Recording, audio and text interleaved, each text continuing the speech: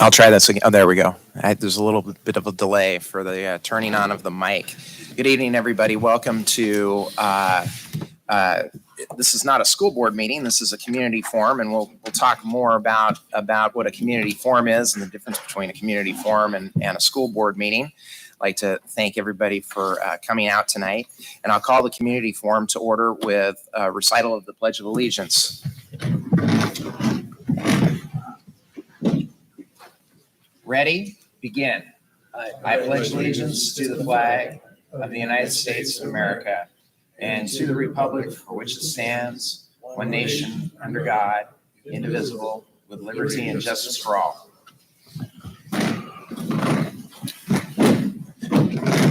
Thank you. Dr. Finch, any changes to the agenda?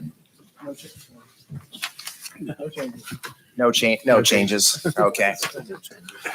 We have one item on the agenda for the community forum this evening, and that is options for the remaining bond proceeds left over from the construction of Apple Valley and Summit View. Let me just give you a little bit of a rundown of a little bit more detail. First of all, we're gonna have a few words from our Assistant Superintendent, Joe Conley.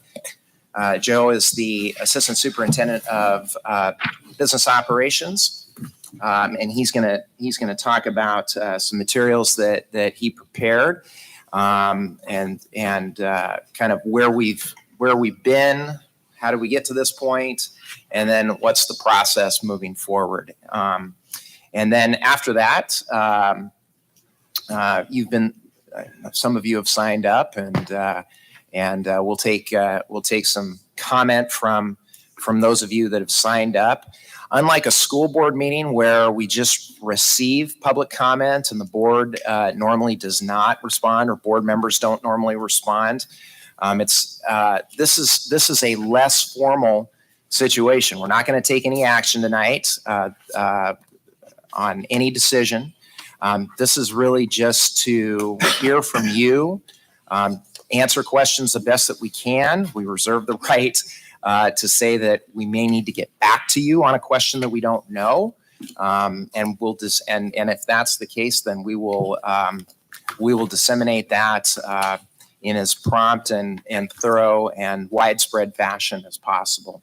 So again, like to thank you for taking the time to come out this evening, and I'll turn it over to Mr. Conley for some opening remarks. And I'm just going to start with, the board asked me to reiterate essentially what we talked about at our, not the last board meeting, but the meeting before that. The capital projects list that we created was based upon a focus with safety, security, and our long-range facility plan.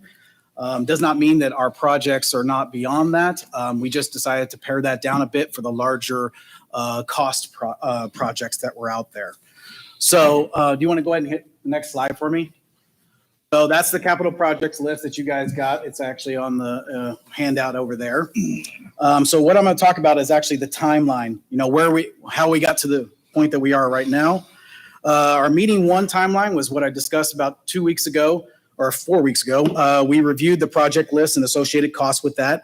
Those are not specific. They are approximate because we have not actually officially gone out for RFP, which actually you start to get quotes.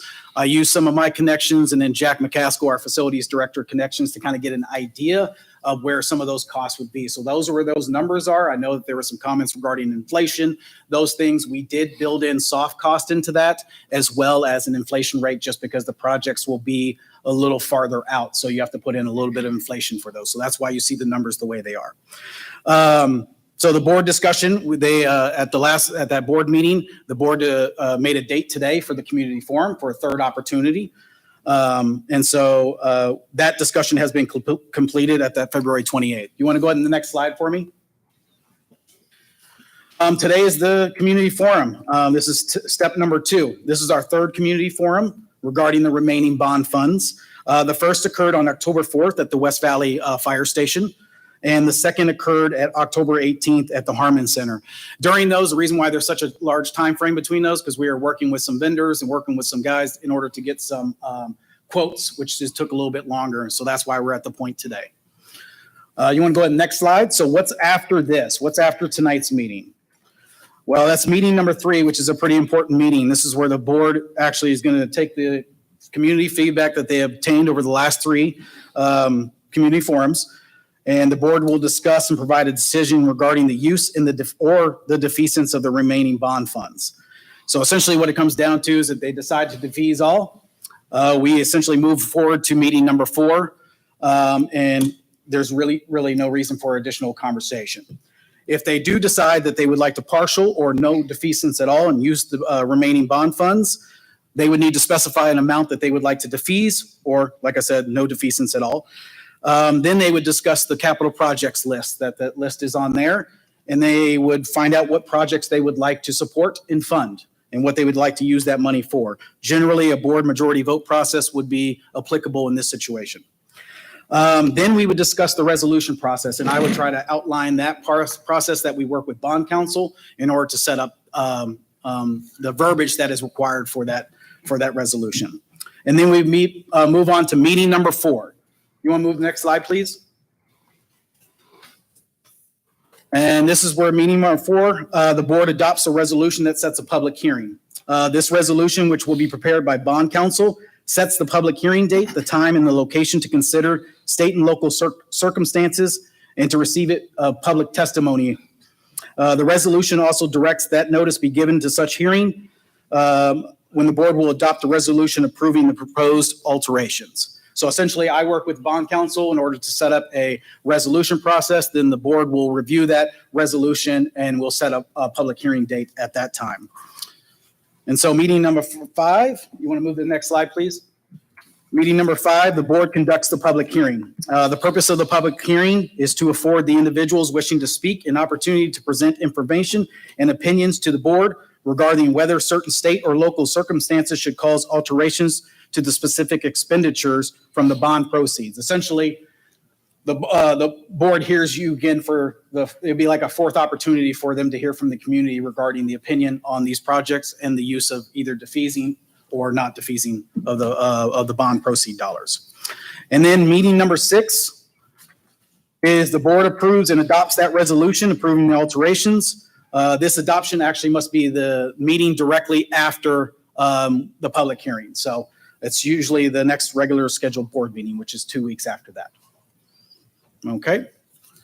And that is what the board asked me to do, to kind of do the timeline and next steps and so on and so forth. So leave it up to you guys now. Thank you. Don't go anywhere.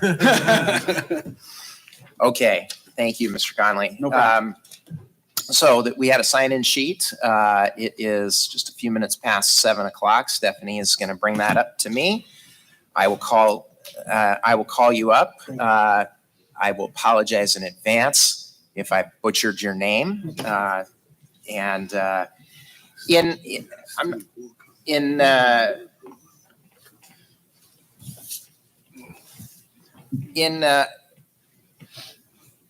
your time at the podium over there, because we're streaming online, and so we want the folks that are online the benefit of hearing you. I'm not gonna time you. Normally, when we receive public comment, we limit it to 3 minutes. I'm looking here, and we probably have about a dozen to 15 people that would like to speak. And, I'd like to see us, go till about 8:30, and then the board will have an opportunity to make some comments if board members would have an opportunity. So when it's your turn to speak at the microphone, if I just respectfully ask that you be respectful of everybody else's time so that we can get everybody in that would like to speak. So with that, we'll go ahead and get right into it. So first one is Mark Herkey.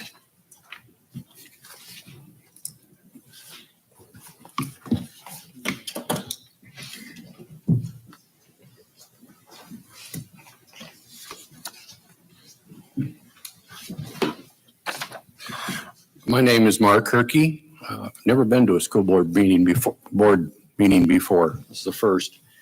The main reason I'm here is I heard about this bathroom point that's on your agenda,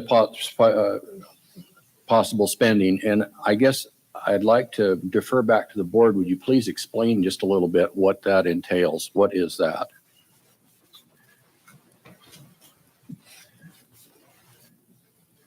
Well, what that is entailing is putting in some more single-use bathroom facilities here, both at the high school and at the middle level campus.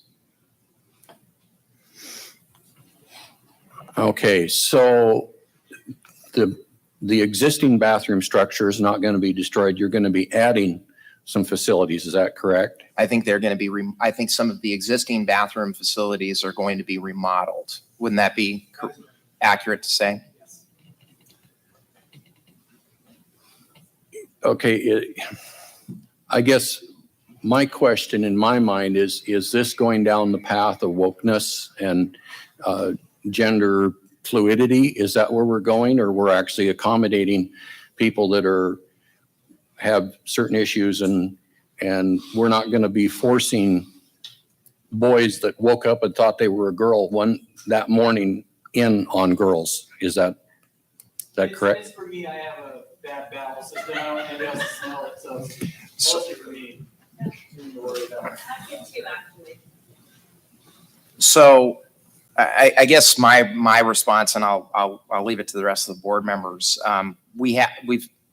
First of all, we have had extensive conversations about our policies, not just in regards to bathrooms, but on gender issues over the last year.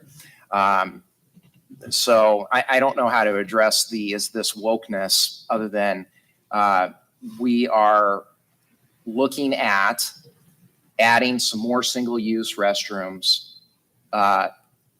to promote more safety, better safety for our students here at the high school and the junior high. And that's about all I defer the rest of the board members to say anything further about that. More privacy. Obviously, we're putting stalls in, are we doing just, Joe, this is just boys' bathrooms, correct? Yeah, it'd be single use, so it's the two restrooms that we choose, whether they're boys or girls, we have to choose specifically what restrooms we're going to use. The assessments were based upon square footage, largest ones, just in case we chose those, what that cost would be. But once you choose a restroom, whether it's boys or girls, they're both be essentially converted into single use restrooms. Yes, the whole time square footage of that. Okay. 1.2 million. It's approximately $350 a square feet. So anyway, I guess it's pardon me. For how many bathrooms? It would be before that. So I understand. Okay, so if we're gonna just talk about bathrooms, that's fine. You've made your comment, you've made your point. And I'm being respectful for all of the other folks that you'll have your opportunity. Do you have any other questions? Okay. Yeah, I'm going to stand out on this bathroom issue at this point because I'm confused enough. I don't know. I'm not going to comment on something that I don't understand. So I'll leave that aside. As far as the monetary issue, I would say that I saw some of the list, like when you're talking about replacing a roof, that's a no-brainer. You fix the roof.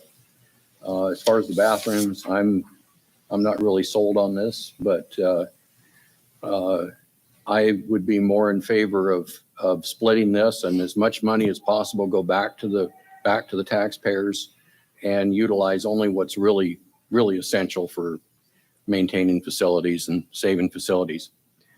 I'll make one other comment. That was my personal comments.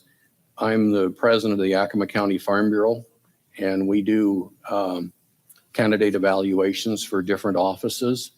And I'm not pointing fingers at the board. I would encourage the members of the board or anyone else that wants to run for school board positions. I think that we've come to a time when it's really critical who who are on our boards. And that all of us, we should have all been paying attention more to things as time goes along. But now it's ever more critical for us to step into that role. So I would encourage anybody to look us up, Yakima County Farm Bureau. We have a website. We're on Facebook. A lot of people know my name. I've dealt with my brother at our rock pit. You know how to track me down, express an interest of running for position or rerunning for position, and we'll certainly take a look. And with that, I'll defer and get out of your hair. Thank you. Next person on the list is Robert Tree.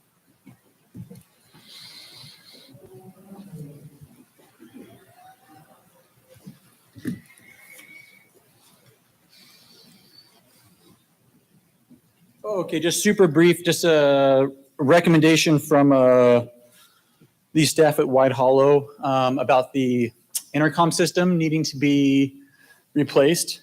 Small budget item, well within the remaining however many $1 million we have. Apparently it fails often, and the previous custodian who knew how to run it is gone, and nobody can run it, so they can't use their intercom system at White Hollow. Thank you, that's all.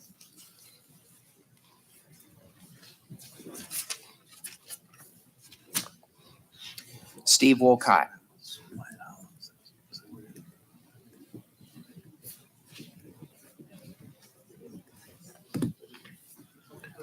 Hi, good evening. I'm Steve Walcott, and I want to thank you guys for providing these forums. I've watched a couple of them online, and they've been interesting.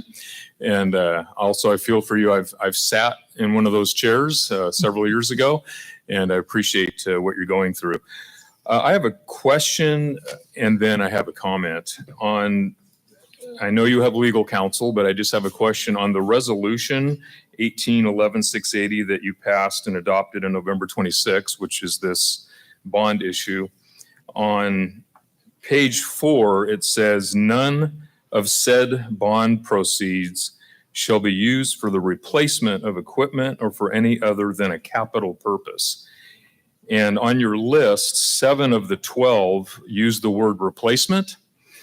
And the others, some are capital, some are not. I suppose you could make the argument on some of the replacement issues of being a capital project, but because the bond resolution specifically said it can't be used for replacement, and you use the word replacement in 7 out of 12, is that a legal issue for the school district?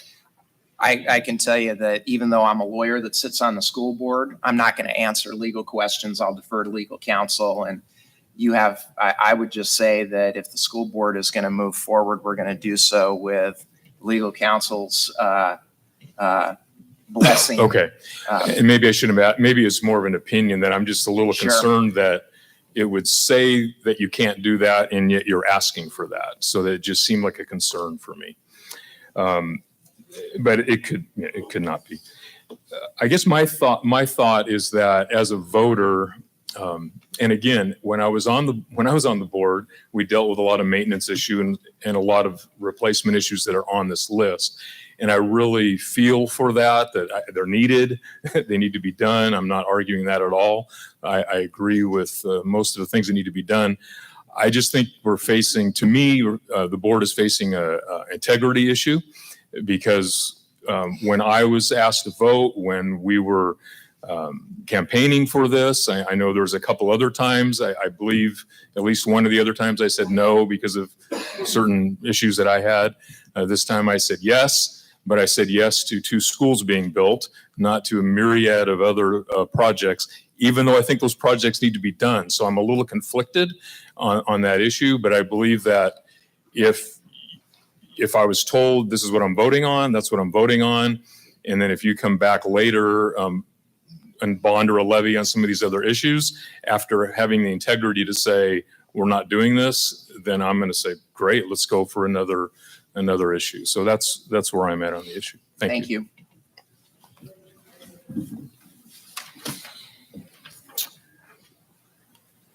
Pat Modrell.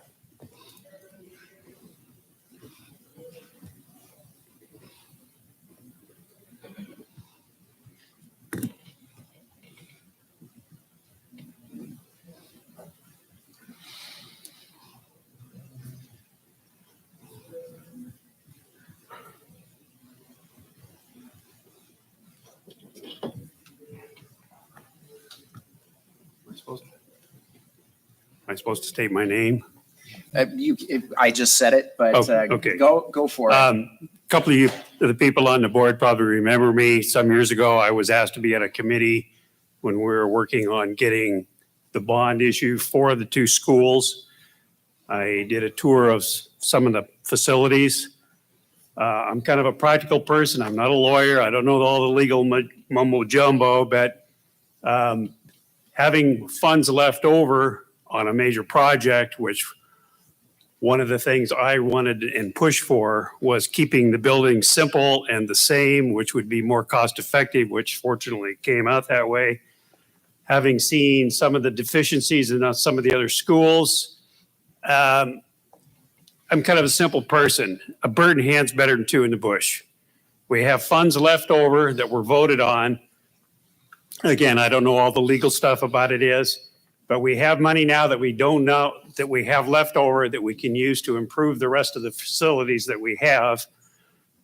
We did talk in the committee that coming up soon, maybe next year, we might start talking about another bond issue for replacing, I believe it was the junior high school, since the high school bond gets paid off in 2025. I was one of the ones that pushed for let's do it in incrementally and get our facilities back up to full good standards. So basically my comment is we've got money here to do some needed repairs and maintenance on our facilities. And in my mind, I think that's where the money should be used. So that's all I got to say. Thank you. Ellen Matich. No comment. Casey Poor.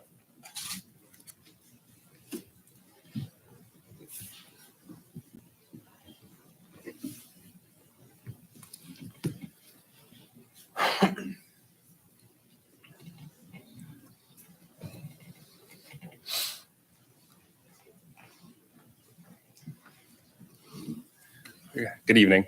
My comments might be fairly short depending on what the high school fields and bleachers update is to be. Because my comments are the last 4 years I've watched my daughter play soccer here, and we have the only soccer field in the league that has a rickety rolling speaker for a PA system and no real announcer's booth, because all the others are built into their stadiums and their football fields. Even Davis, who they don't have lights on their girls' soccer field, has a PA system. And looking around at the other sports, when this school was built and the new fields were built, everything seemed to have gotten PA systems, new lights, announcers' booths, and then it's like, let the soccer kids play out in this empty field of grass. So is there plans for the high school field to have a soccer field integrated into it? No, that's fine. You want to describe, Joe, would you like to describe kind of what the overall plan would be for the field, the bleachers, the press box and track? Well, that would all be replaced. So it would be a brand new track. We would lift it, everything would be taken out. We put artificial turf down, maybe a football field. We could also place the soccer field on it as well. Brand new bleachers, they'd be ADA compliant, and then the press box would also be working out. Great, then my comments are done because So for those, the soccer field's been lacking at least the last 4 years. So if for the not longer. benefit of the folks online, what Mr. Connolly just indicated was upgraded and new seating that would be compliant with the Americans with Disabilities Act, field turf that would accommodate not only a football field but also a full-size soccer field, replacement and resurfacing of the track. And did I leave anything out? Oh, and the press box. Yes, thank you. So then I guess the only other thing that I could see you could spend a little money on is replacing the world-class track down at the middle school campus.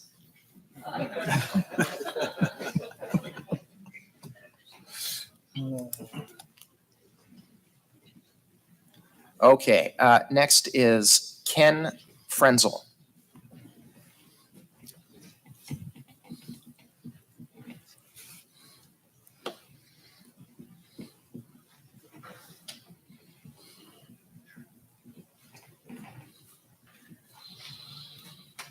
Hello, I'm Ken Frenzel. First of all, this is a disclaimer for the West Valley School District, of which I'm not a product. What's the fees mean? I think it means a refund or turn back. So I'm assuming that's what it means. Kind of. Would you like me to comment on Yeah, that? please. So I That's a- haven't that's a seen good- that that's- word used much. that's a good question, and it deserves a little bit of explanation if you haven't been our school board meetings. So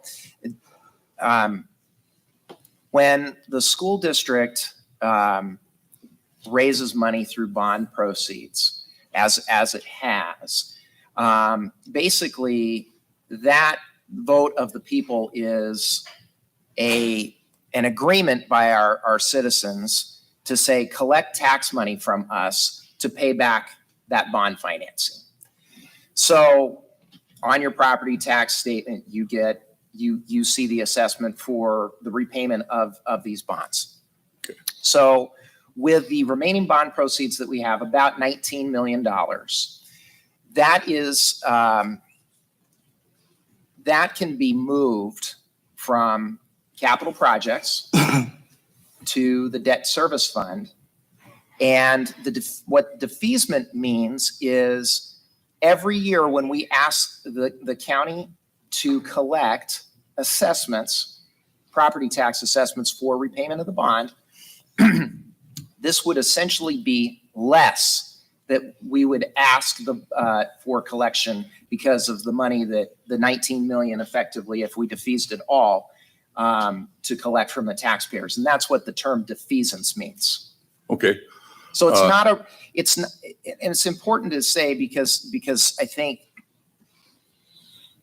the word that is used is refund. We're not writing everybody a check. This is simply collecting less from the taxpayers in the future. That's what defeasance means. Thank you. And I'd like to assure the board at this point, you're not liable for me asking that question.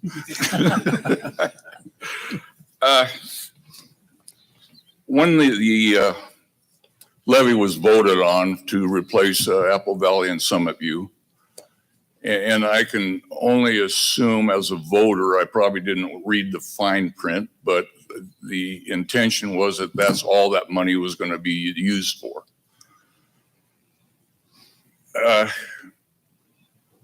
I guess my opinion and is that money should go back to the taxpayers. Another way of looking at it, and it's a great accomplishment to have that much money left over on a bid, and I think you ought to advertise the heck out of that to the public, like, hey, believe it or not, we actually had money left over. However, I don't think they're expecting it, and I can't speak for each individual one, but I figure that the way I looked at it, it's okay. I was told and we've covered this in a previous meeting before, that the intention was going to go for the replacement of those schools, and that was it. Another way of looking at it is advertise the heck out of it, return the money to the taxpayers, and then come around with another levy, not a multi-million-dollar levy, just football field, track field, this much. And I know it's a lot of work to put levies up and the expenses of having a levy around there, but to get the public's trust, I won't say back again, but to get where the public believes their money is going where they intended it to go. This construction list, obviously, my opinion, I'm not for doing anything here, and this next statement is not to insult anybody, but I'm assuming due diligence was made on making sure that these repairs or projects were warranted. I've heard and hear rumors, you know how rumors go. You go on Facebook and see all kinds of them. But I know you were replacing the track, and I heard that other schools won't come here and run on that track. Well, I'm not so sure that track's that bad a condition. I just ask, and I I think I've got confidence that due diligence was spent coming up with this list. Yes, these repairs are needed, and it's not just some kind, well, we'd like to have type deal. So anyway, that's all my comments. I'd still advertise the heck out of whichever way this goes, that we get it in the paper, get it everywhere, that, hey, look, we saved $19 million for those two projects. So anyway, thanks for your time. Thank you.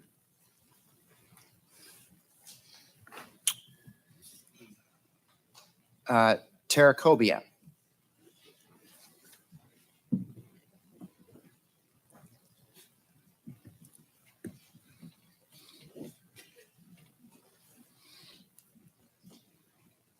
So I am really short. There we go.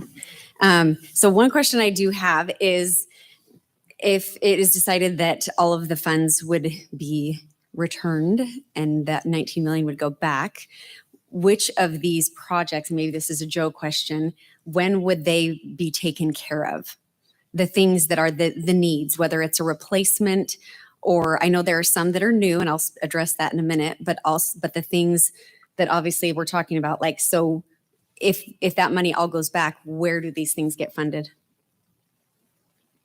Well, in my way of thinking, we don't have a funding plan of yet. If you've attended these meetings, I think people know where I stand on this, but my thought is that we defease the money back, and then we run a capital levy for effectively what the defeasance is per thousand. I believe that I ran the numbers at one point, but I believe that my math is that a 3-year capital levy could generate about $10 million worth of funding for these projects. The top 10 projects, there's 12 projects in here. The first 10 are things that have been identified and were identified by the long range facilities report that we had before. That it was done after we passed this bond issue. So that's to address a little bit of the question that was just asked. But these, if we do not utilize these monies for these projects, then the district and the board is going to have to come up with a plan to fund. But in addition to, just like we're going to have to ask for money in the future about the replacement of other school buildings in this district, the needs aren't going to go away. And yes, we're going to have a plan to address these things. Okay, it would make sense to me that the long range facility plan would accommodate for these needs, knowing that roofs only last so long and things wear out. So I guess I just wanted to make sure, clarify my own understanding that some of these things that are needs that you could anticipate upon the install of something, knowing that something has a lifespan, that some of these things would be built in. So I was just clarifying. So thank you. So then my other comment that I wanted to make was just addressing the bathroom issue. I know that has been a huge concern, and it's something that I've done a lot of research on and presented. So for anyone who isn't as familiar and wants to see pictures and have a greater understanding of what those restrooms are entailing, there is a PowerPoint accessible on the district website that I presented last summer in July. If you go to the July 24th, I think, board meeting, or right around there, you can see that PowerPoint, and it goes into great length. But the short of it is, there are, with all of the students who, with the percentage of students at our schools that are choosing to identify as a gender that is different than their biological, than what they were born with, they legally have a right to go into the restroom of which they identify. And so that poses a safety concern for me and my children. I have 6 kids in the district, and I have 3 who have been at the high school and 1 who is currently there. And I have had my boys be in the boys' restroom and have a girl who identifies as a boy go in there and use it and change. And I think that poses a safety hazard for the young lady as well as the young man. So my proposition in presenting and encouraging the need for a single-use restroom is not to say that it should be one way or the other, but to provide a safe space for every single student, so that the student who maybe identifies as something different is not getting bullied, and the student who identifies as their biological gender has a place where they can go and not feel uncomfortable. So it does, to me, it's very much a safety issue. And I've talked to many young women from our high school who have been in the women's restroom and have had young men who identify as female come in there and be in there when these young women are in a very vulnerable state. And I think that it is very much a safety concern.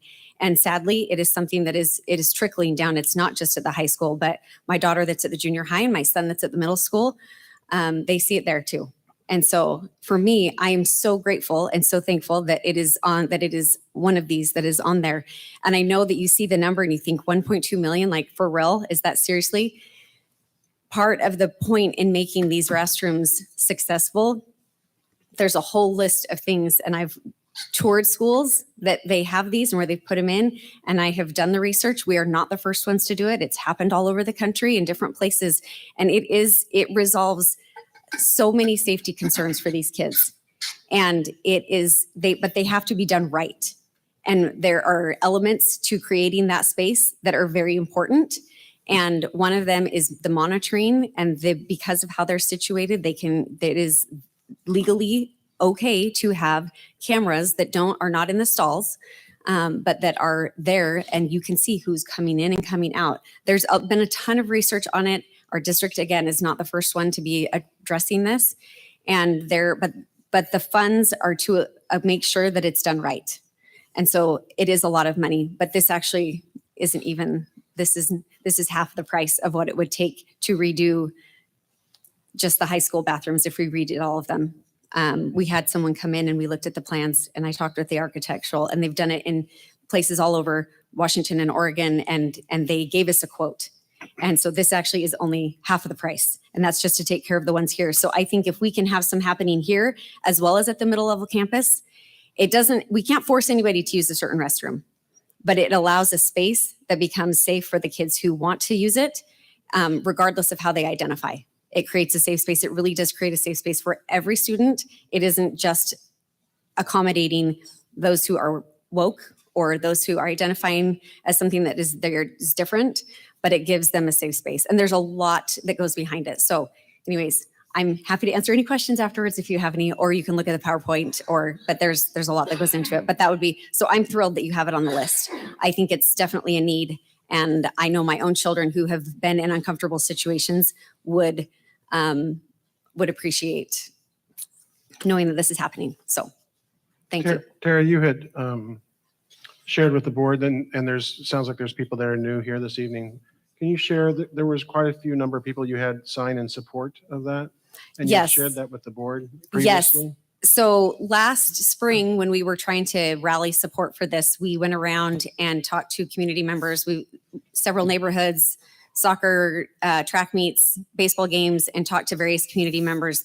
And we made very clear, I had printouts of what the bathrooms would look like and the cost involved, and if there were community members who were interested in supporting the return, this excess funding to go towards those restrooms.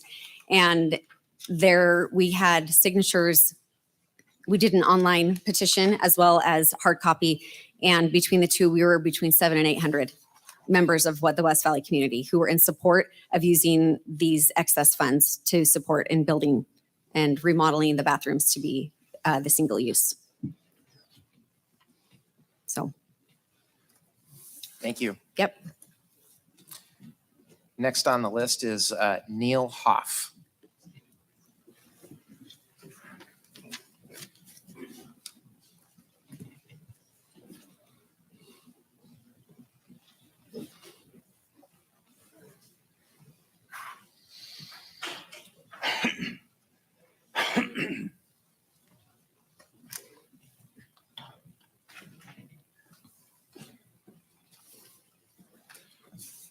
Good evening. I'm a graduate of West Valley. I'm a graduate of Summit View. I'm also a resident of West Valley, so I pay taxes, as does everybody else that owns a home in the Valley District. When we voted for the two schools, we voted for Apple Valley and Summit View. And I spent time in Summit View. When I was there, it needed to be changed. I didn't have a problem voting for it. When West Valley needed to be changed, I voted for it as well. And the Roundhouse, which I spent many hours in, the board said, maybe not you, but the previous board, said we're going to tear down the Roundhouse. Did that happen? And the answer is no. It's still standing today. So it's kind of like a bait and switch, and your credibility lacks when you do that with the voters. You have to live up to what you say you're going to do. So the $19 million that's left should go back to the taxpayer, because that's who voted for it. If you want some of these projects, not a problem. That's what levies are for. You should propose it and put it out there. And we deem fit that we'll vote for it. I voted for both projects. I think it was needed. And you have a nice high school here that came in over budget, and you had to have more money to finish it off. And maybe some of the construction management wasn't up to par when it was built, similar to Eisenhower. So money better spent is to watch what's done when it's built, so you don't have to go back and fix the roof, you know, that you need fixed, or the boiler, or the well, Eisenhower, perfect example. They had to replace the blue wall, and the windows leaked, and da.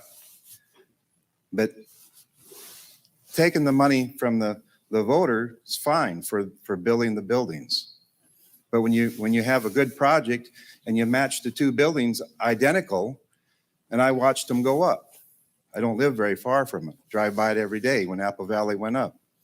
And I drove by Summit View as well. Different color, same building. So you gain from the efficiency of scale. And I have a few comments about what you have on the list here, other than the fact that you should have a levy for it.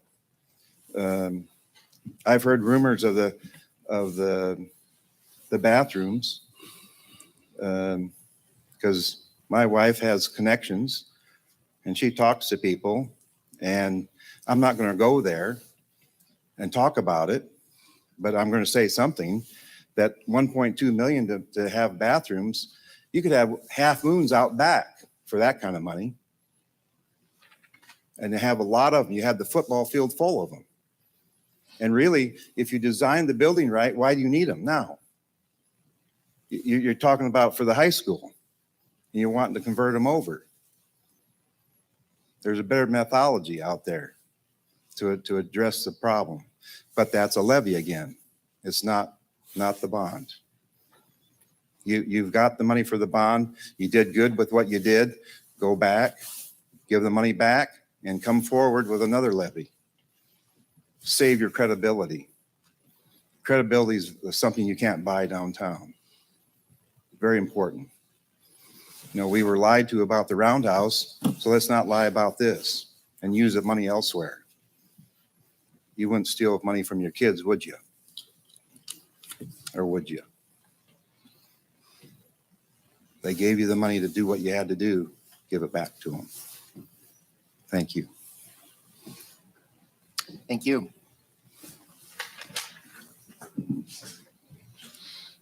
I apologize. I can't quite make out the first name. Starts with an L, and then the last name is Harden.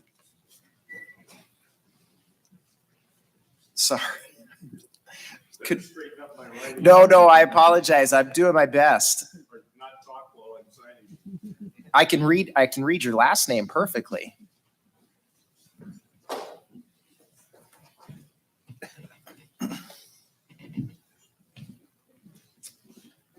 Hi, my name is Lynn Harden, and went to school in the Eisenhower School District, but was during the high school years was out here quite a bit, actually. There's about 3 areas I'd like to address. The first is that my belief is that a good school is a reflection of its community. And if you look at the community that we went through, and you talk about construction during COVID, that was one of the places where they could get work. And so I'm sure that contributed a lot to the savings. But at the same time that was going on, this community, a lot of the people in this community were devastated by COVID. They lost businesses, they lost houses, they had the breadwinners of the family lost to death. And at the same time, we're looking at reusing those windfalls to do other things. We're not looking at the burdens that have been put on those households that are in our community. That's the first thing. The second thing is, as been mentioned, credibility. I expect when I pass a maintenance and operation bill or bond, that's going to be used for the maintenance and operation, and that having professional people in charge of maintenance and operation, that they should be able to use those funds adequately to address the maintenance and not wait until issues arise that become capital expenses as much. The community that I grew up in South Dakota, they don't tear down a school every 10 years. I'm obviously long in the tooth, and the grade school that I went to was torn down about 6 years ago. I think that one of the reasons is they spend a lot of concentration on maintaining the facilities that they have instead of continually replacing them. As has been previously mentioned, when you go out for a bond, the public, they may not see all the little intricacies or the legalities or the ways to turn it here or turn it there, but they're relying on your credibility that the money that's given for that purpose is used specifically for that purpose. And when you start to move those funds elsewhere, I mean, to me, it's a huge breach in credibility. And if memory serves me properly, the last maintenance and operation bond did not fly with the exceeding numbers. It made it, but not real long as far as that goes. And I think there's an obligation to respect the honor of the public, that when they give funds for a specific purpose, that they're used for those purposes and used efficiently. And there's a lot of bonds that go for instance, to produce a school where you're taking state and federal funds, that a lot of your costs are not controllable because they're based on federal regulations for wages and et cetera. But we should be able to, if we're using local funds, be able to do some of these other projects a heck of a lot more efficiently in the number of dollars and not have to go through the expensive contractors that are commonly used for schools. Thank you. Thank you. Corey Voldman.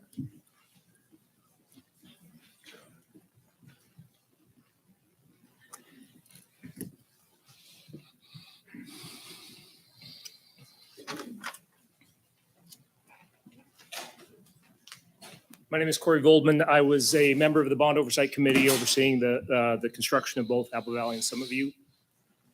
One of our main goals building these buildings was to ensure that the money was spent appropriately and as efficiently as possible. And I think we did that very well. With that, our mantra throughout the whole thing was that if there was any monies left over, that it needed to go back to the public because that's what it was for. However, we live in a different world than we did when these bonds were done. And I want to say a couple of things specifically about the funding and what's being asked to be used here. Mainly, we had $13.2 million of matching funds that were not taxed to this community that were state match funds that are available as part of this $19 million that's left over. In addition to that, there was a little over $1 million, and I can't remember the exact number. I was looking for it, and I couldn't find it on my phone when we were looking at it, of interest. Thank you.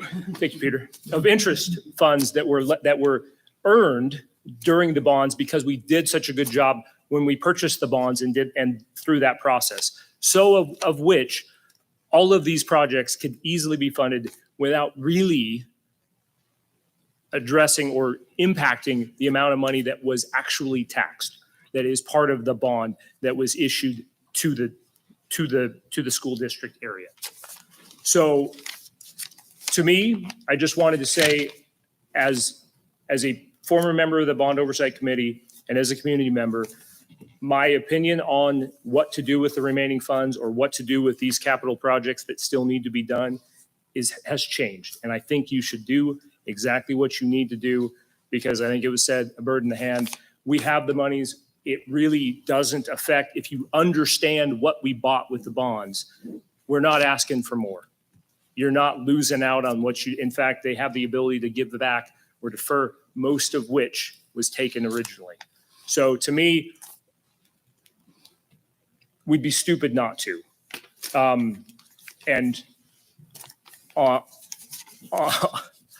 I guess the only concern that I have is because we live in a different world than we did when these bonds were done. I am concerned about the numbers that you have on this sheet. I work construction. We are seeing hyperinflation like nothing before over the last 2 years. Numbers that reach 41%, which scares the heck out of me. So I would like to see new numbers to really understand where these are at. I would obviously start at the top and work your way down, because you did have the long-term planning committee look at what was needed. I do like the last two on there. I think they're important for the district and for the future of the district. But just as a person who's been very involved throughout this entire process, I feel good about what they want to do with these monies. So thank you. Thank you. Stacy Diaz. Okay.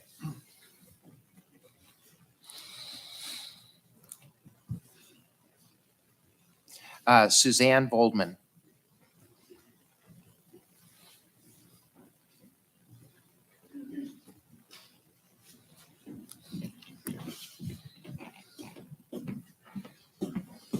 Hello.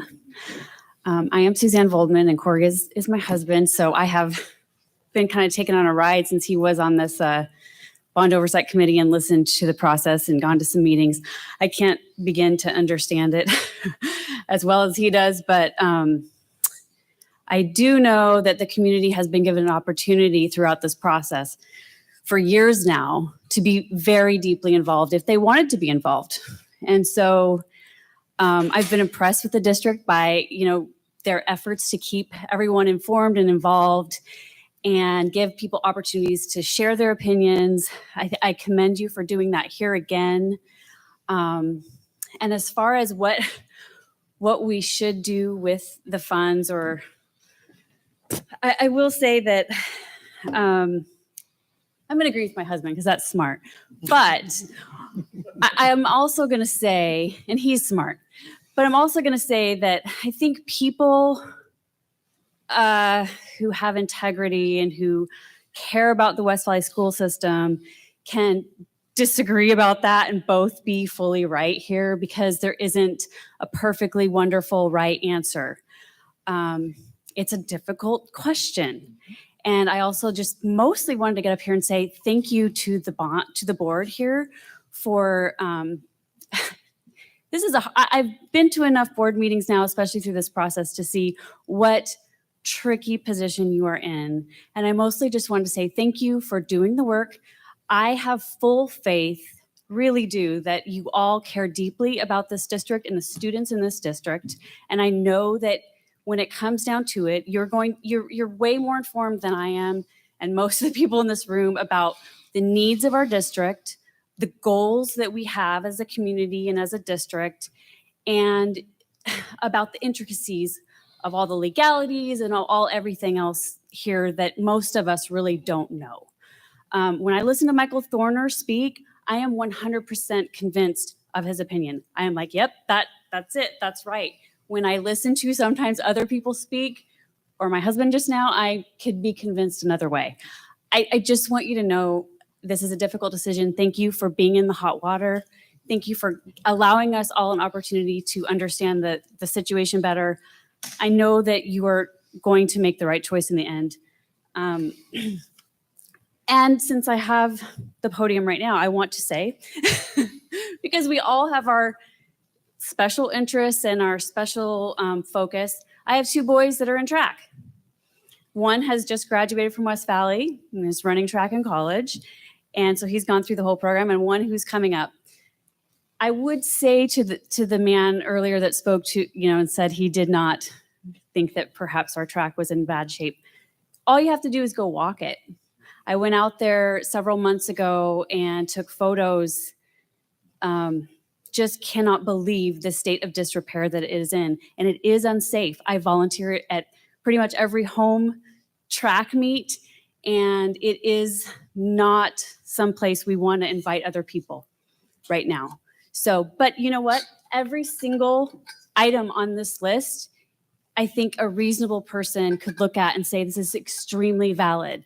Tara Kobe has done a really good job of working really hard and trying to find a solution for people that have specific concerns. Those are really valid concerns. I just feel like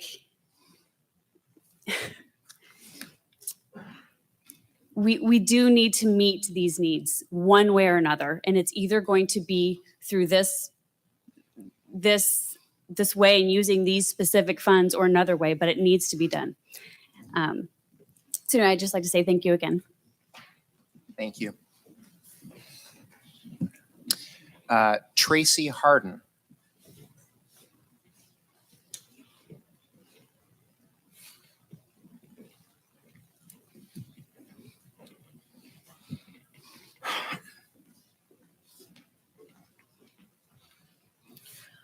Hi, I'm going to kind of repeat a little bit of what's been said before, that the bond was passed to build the two schools.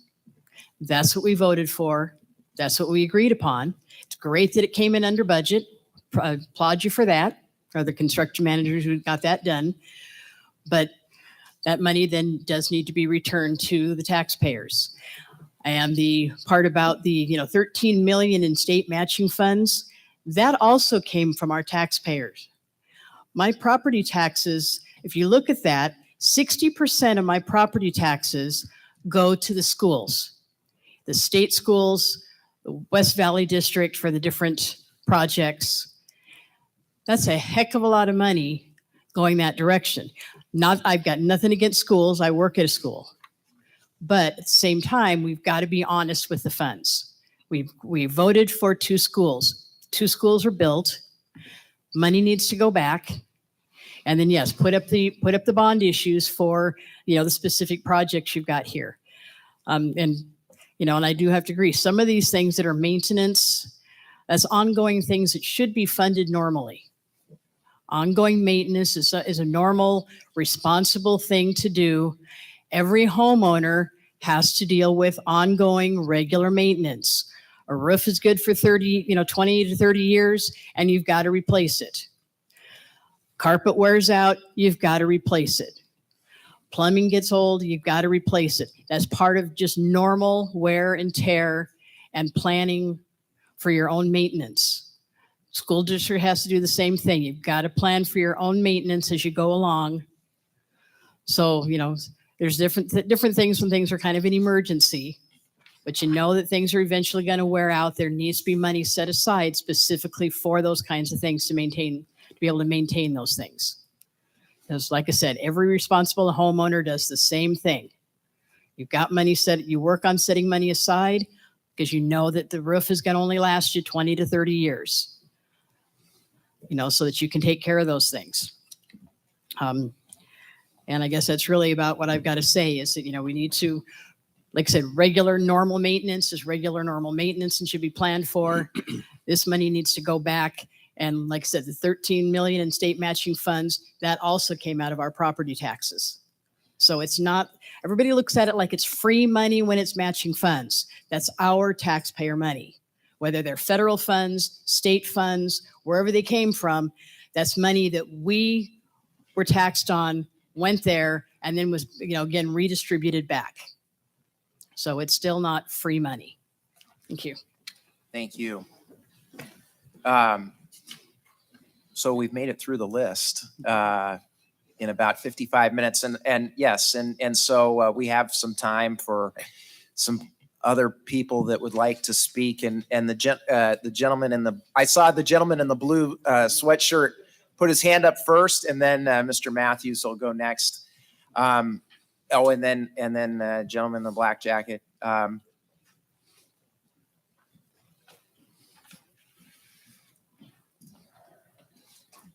you doing tonight?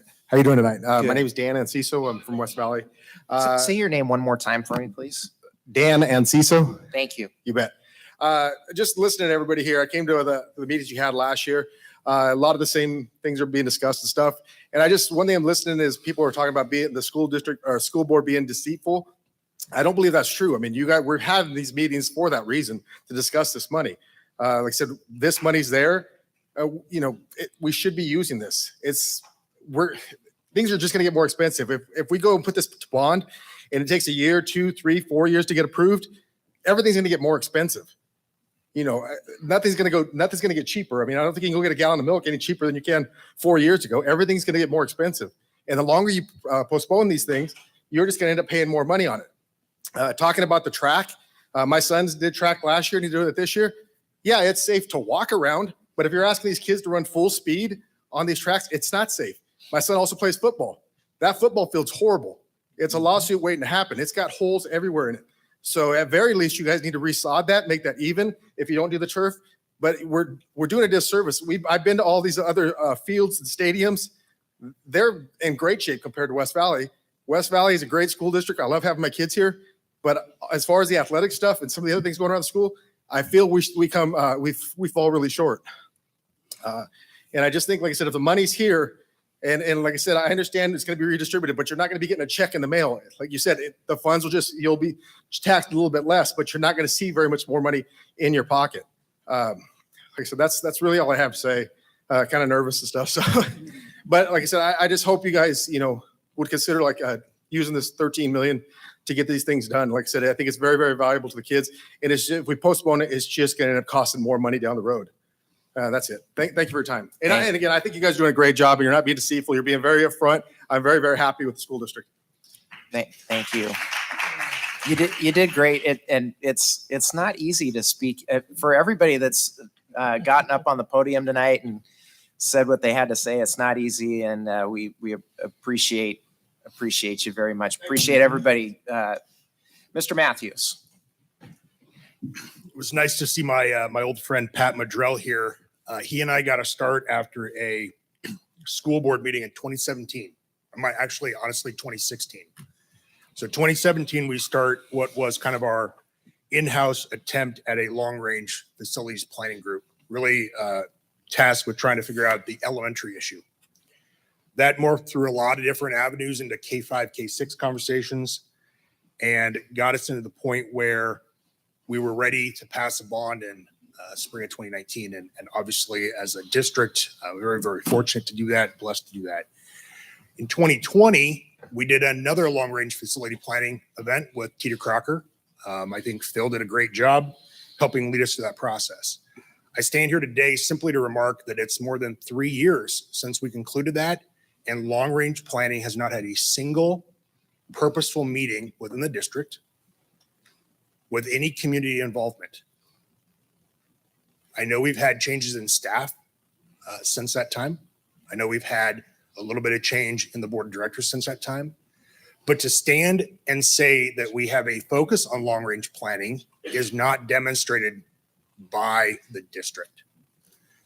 I appreciate when we come up with a list of projects that have some sense of importance. But as I look at the list, my first question is, how does this align with the long-range facility plan?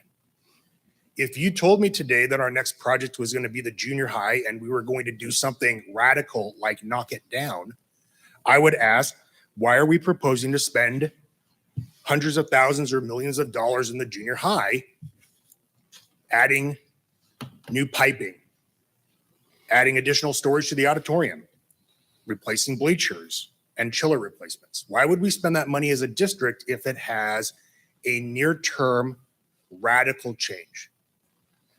I joked with the gentleman over here about the size of the track at the middle level campus. It only has 4 lanes and they're grass because you can't fit a track on the property the district owns. There's simply not the layout. When the district proceeds forward to do something radically different at that campus, a full-size track and a football field is going to be in the plan. But the only way it fits is when you have a radical change to that campus. Okay, so I struggle when we look at this list and I ask the question, how much longer will Mountain View exist as the current building? We were just out there last week for a board meeting. It's a very nice building, but the reality is, just as I believe one of the gentlemen joked earlier, we're all getting older. The building was originally built in the 1950s. It was renovated in 1993. The pipe in the wall is the same pipe that was built within the 1950s. Localized changes and improvements have been made, yes, but it's an old building. And at some point, we all get put out to pasture. So when we look at these proposed projects, we have to ask the question, what does the long-range plan tell us? How does that guide us as we move forward? So I struggle to understand why we're making these changes, why we're proposing this project list when it's not in line with the long-range plan. And if the previous long-range plan is garbage, then let's say that and let's move on. Let's redo the process. Let's refound ourselves in what's, Corey properly identified as a different world today. As we look at populations of students, we've been pretty fortunate to maintain good student populations, but there are districts throughout Washington State that simply have had thousands of kids not show up to classrooms. That radically changes a number of teachers and classrooms and potentially even schools that a district needs. So as we look towards the future of education, we have to ask ourselves, are these the space uses that make sense? Are these the placements of buildings within our district that make sense? So again, I guess I'm just going to use this to harp on the fact that long-range planning has to be purposeful. And as a community, we have to commit to doing that. And then my last point is going to be back to this $13.2 million state match. And I shared this before, Corey, so it's not directed at you. By my understanding of state law, that $13 million of state match is in the buildings we built. Okay. We don't get to have this like extra pot of money with the golden goose sitting over here as state match. State match was incorporated into the projects. The district school board accepted those projects, and we obviously enjoy the 2 new elementary schools. The $13.2 million, the total $19 million are our dollars borrowed into the future that we agree to pay back over the long term. So they are the dollars of this community, and it is up to the community to make the decision as to whether or not those dollars are going to be defeased and returned over time, or whether or not they're going to be spent. So thank you very much. Thank you.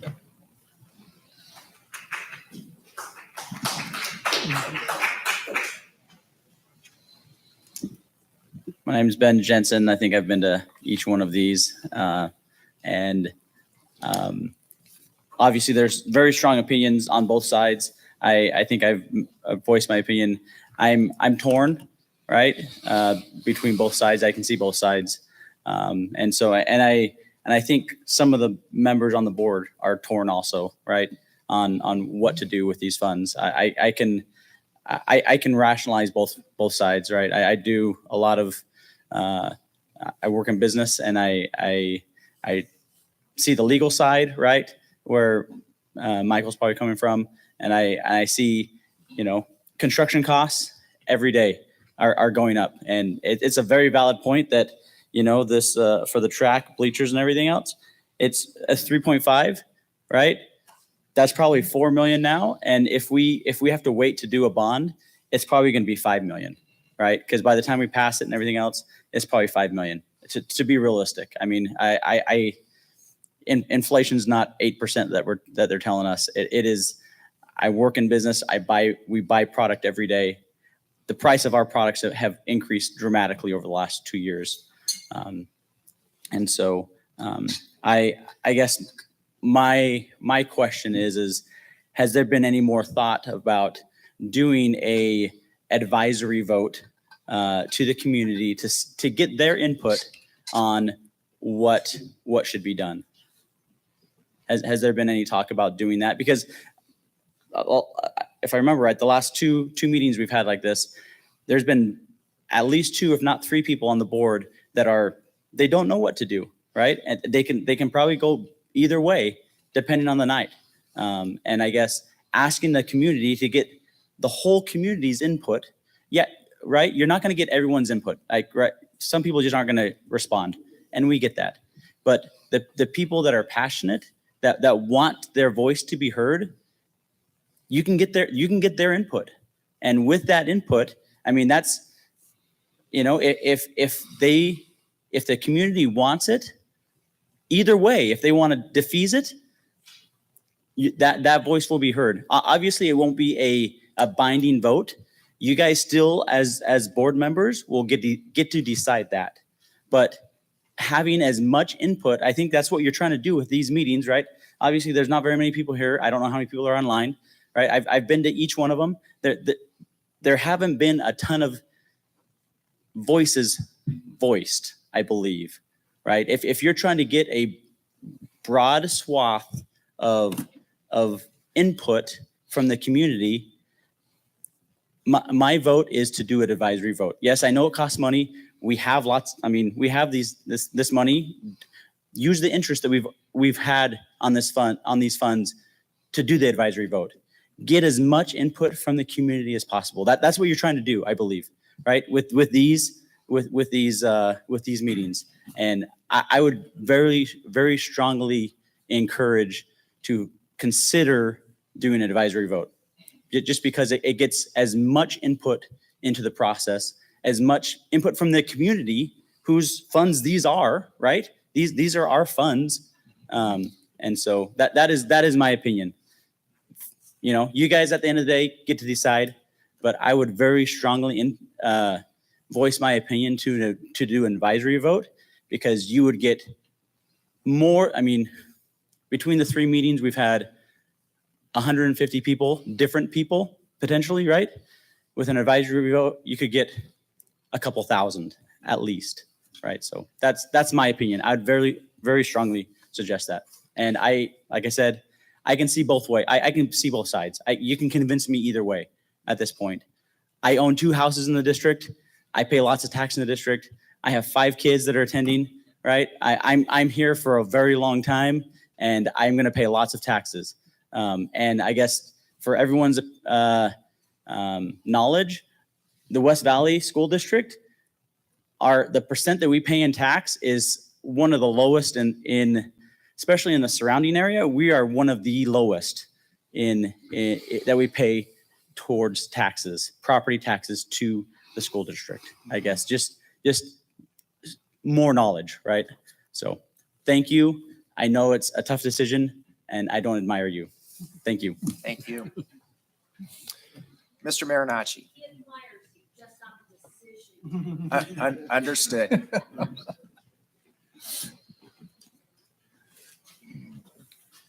Good evening. I'll just say I didn't plan ahead of time what Ben was going to say, so I'm going to echo everything that Ben said. And the added comment I would make to that, from what he shared, he did a really good job, is that So people have brought up credibility. And the only way you're going to know if you have credibility is if you have the people behind you. So if you get the vote, if you're concerned about, you guys are torn, the community's torn, get an advisory vote, and then you'll have credibility. This is where the people stand. And it's true, we all voted on that ballot. It was for 2 schools. Great. Well, people have different views, what they wanted done. You get an advisory vote, it could help you determine, hey, it's okay. There was a gal who spoke earlier, and I just want to speak about it. It talked about this list, and it talked about, kind of maintenance. And so it might be helpful because as I review the list, I wouldn't want to have a situation that we fix these deferred maintenance items and then we have a new list of deferred maintenance items. So over the years, the boards, your predecessor will have you, for whatever reason, we've created this deferred list. It's almost like giving somebody a credit card, they max it out and somebody, decides, oh, well, you don't have to pay that. We'll just wipe your slate clean. And then you go out on a credit card to pay again. So my ask of the board is going forward, whatever gets decided here is make sure if there's any deferred maintenance, it's addressed, through your regular transfers from the general budget that you guys historically have done, about $1 million a year. Clearly, that was not enough. You have to look at the entire facilities district-wide, and what does it take? The guy who spoke about, hey, we all have roof, we all have our HVAC at home, what have you. You need to take care of the assets. Be good stewards of the assets. So if it decides to go forward and this takes care of the deferred maintenance, whatever else is out there, with Joe's help and Jack's help, you can figure it out. I look at this list and it's fairly descriptive, except for the last item, property acquisition. And that showed up the first time, 2 weeks ago. Now I had the benefit, I took the time to ask Joe, what's this all about, property acquisition? Because at the time during the meeting, it was rather nebulous. And I don't know if you want to do it now, maybe after I'm done talking. Joe, I think it'd be helpful for the rest of the community to say, hey, what do you have in mind there? Because right now it's 2.8 million, and that's 21% with this 13 million. My other question is, we've got 19.1 million left. If you guys decided this 13 million, so is the idea, again, if this all goes through, that whatever's left over, does that get to fees? Because there was some talk about holding some money back for some other purposes. And I think we do need to be transparent. If you decide to do that, that you're just defeasing the rest, that you're not holding other monies back, because then you get into the question of, well, what's your intentions on all that? Some people have made the question over time about, because I was on the bond oversight committee with Corey, and I just want to be clear, it's not saved money, okay? It's a terminology that people are using. It went out to bid. There's a lot of fortunate events that have occurred. You can even argue that the engineers who did the original estimate overestimated it because it's a big number. But be careful. It is what it is. But it's not that we saved a bunch of money. We benefited for timing and all that. But there's just extra money there. It's not saved money. It's our money. Just looking on my notes, if you don't mind. I think I covered everything I wanted to say. Thank you. Thank you.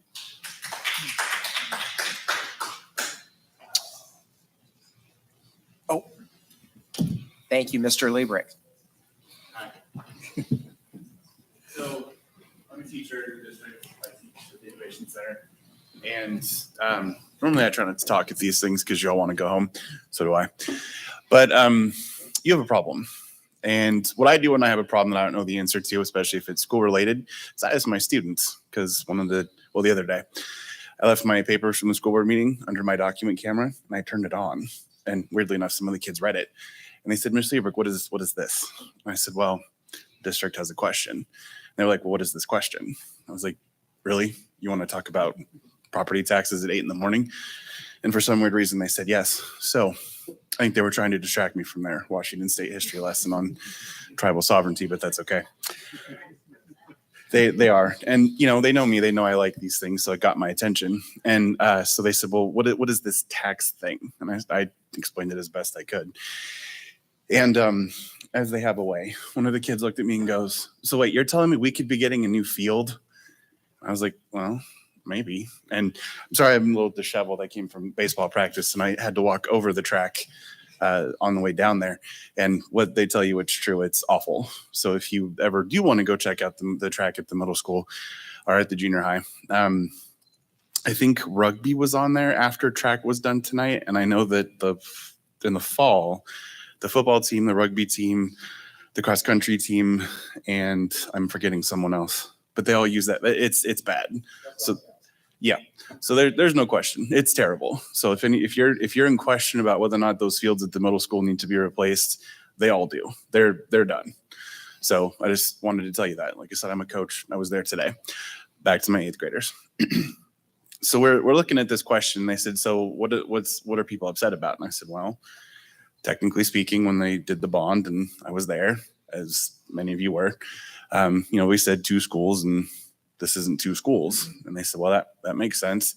And they said, but so this money is just sitting there. And I said, yeah, it is. And they said, well, doesn't it get interest? They know enough about that. And I said, it does. But I was like, that's not enough to cover all these other things. And they said, so what do people think that we should do with it? So I showed them the rest of the list and I said, here's all the things I've heard. And they kind of just, they scratched their heads and they said, well, so some of these people are going to be upset if you do this and others are going to be upset if you do this. And I said, absolutely. And they said, so why on earth would anybody want to run for the school board? And I said, well, Very intuitive. and they looked at me and said, you should do it. And I was like, no, I'm good. I'm good. Being a teacher's good here. But anyway, the point I told you this story was to offer levity, but 2, I meant what I said the first time. I think you do have to give the money back. I think this is one of those times where there are practical financial considerations, obviously. But I think that if you're not going to do the advisory vote, which I think might at this point be the best juncture if you're really concerned about that, which I think a lot of you are.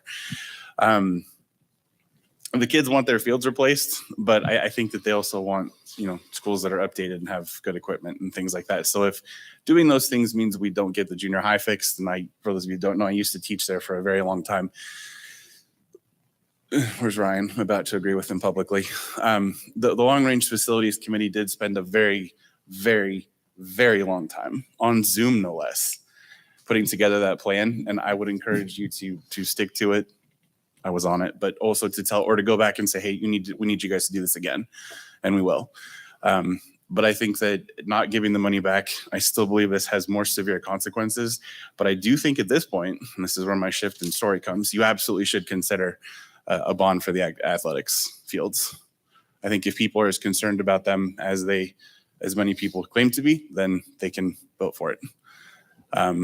Personally, I don't always this is the hard part because I haven't been a coach as long as I've been a student, but the athletic stuff is important and we do need to make sure that we're maintaining them. I'm not as concerned about keeping up with the other school districts around us, but those fields at the junior high are terrible. The ones at the high school are and I know people walk that track and they think, oh, it looks fine. But when you have kids running on there, it's not safe. It's not. And even the baseball fields, which Facilities has done a fantastic job with, even those need to be resodded once in a while. So I think if we're concerned about that, that's another thing we should consider running. And I don't think Facilities considered that separately, did we? Yeah, we didn't do that. So that would be something we would ask the long-term Facilities Committee to look at as an athletic bond issue. Because I know the kids want it. They were very strong about that. But I think that the best thing to do might be to seek some more input and do some more planning. And I know that's probably not what you wanted from me. However, the kids did love their tribal sovereignty lesson, by the way. So we are in compliance with that stuff once they got to it. But they do ask about taxes occasionally. And even the kids, some of them are watching. So mostly because I encourage them to. I think that's it, though. Do you have any questions for me? Thank you. You really should come, though, first period sometime. Very fun at 8 a.m. Okay, thank you. All right, one last call for anybody else that would like to say anything, and if not, then I'll have the board members maybe make a few closing remarks if they wish to do so. Again, thank you for all of you that got up in front on the in front of the podium. That's not easy to do, and we appreciate everyone's remarks. So with that, nobody's running to the podium. I'll start to my far immediate right with Mr. Meyer and offer him the first opportunity to make any closing remarks that he wishes. Well, as far as closing remarks go, I'd just like to thank all of you that took the time to come out and voice your opinions and your concerns. And I know that I gained some more information tonight, more than I had prior to this evening, that is going to help me make a decision when that time comes. Plus some ideas about how to get to that point. So I'd just like to thank, again, each and every one of you for showing up. And like Mr. Thorner said, you know, I know getting up to that podium and talking out is not the easiest thing to do for a lot of people. And one of the biggest fears that people have, I think, is that public speaking thing. At least that's what they used to teach us. So once again, thank you. And I know that my peers and I will do the best we can to come up with what's in the best interest of our students, our patrons, and quite frankly, our taxpayers. So thank you. Thank you, Mr. Meyer. To my immediate left, Mr. Strong. All right.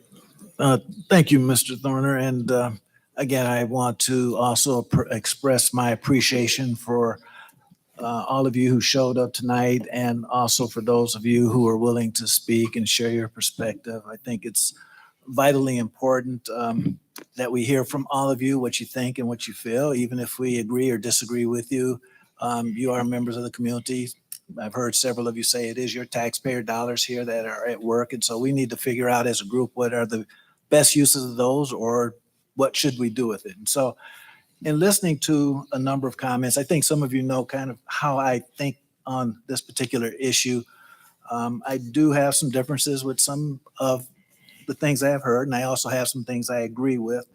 But when it comes down to it, it really is what's important, what is best overall for this school district, what's going to have the greatest long-term impact on whatever decision we make for these students that are not just in school now.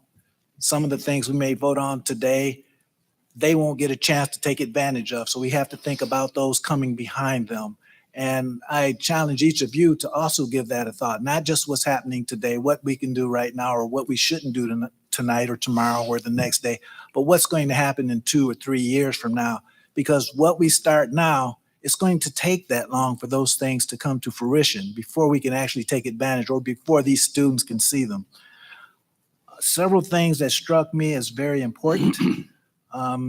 Most notably, one of the first things, and my first comments here, and I wrote these down based on things I heard, costs are increasing.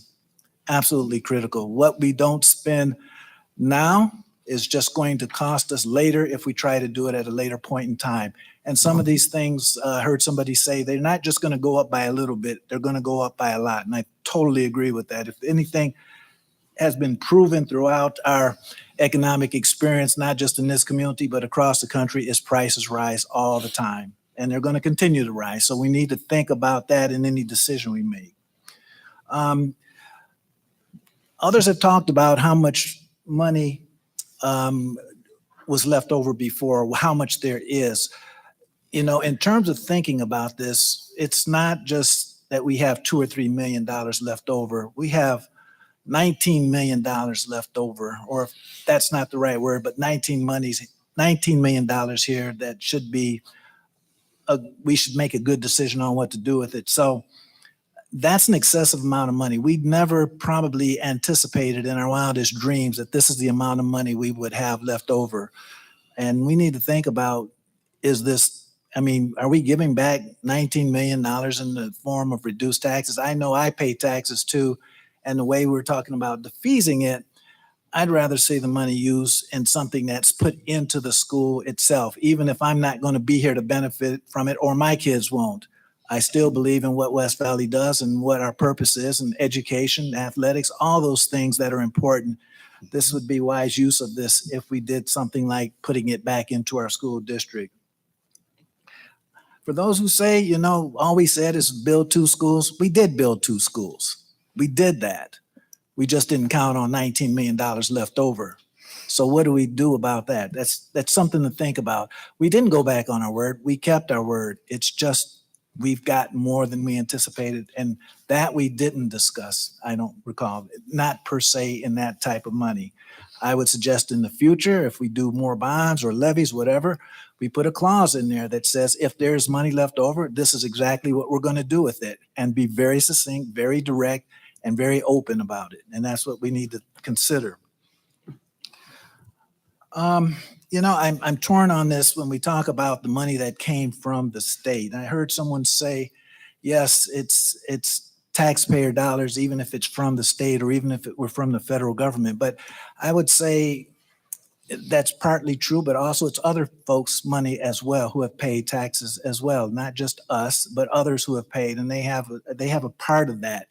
And it's hard for me to feel that the state contributed to the building of these 2 schools to see us turn around and give it back in the form of not being used for the school district itself. I tend to think of money coming from the state coming to us being used for the purpose of enhancing and improving our school district. So I think that's something that I would like to see us consider and look at a little bit closer. I also think we talk about that some of the items here that we should budget better for them. That's easier said than done. I think the school district does a great job as best as it can do to budget for those things. But clearly the message here by the list that we see, and by the way, this is a distilled list down from a larger list. This list is what we consider the top critical items. There are a number of other items that need to be addressed. We can't get to them all.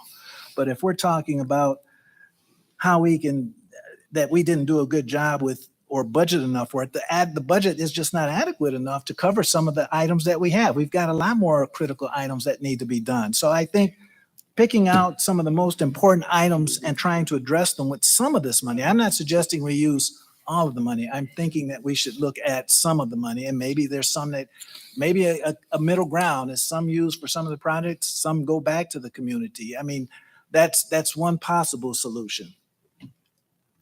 I do want to say too that either way we come out of this, even if we give the money back or we use the money, it's a win for our community because we've done a great job to be in this position. It's a good position to be in. And I don't want us to lose sight of the fact that that's an important consideration. How many school districts are in a position like this around not just the state or even the country? And so for us to be in this position, I don't know that I would say one side has to win at the expense of the other or one view at the expense of the other. It's going to be a win situation for the school district any way we do it.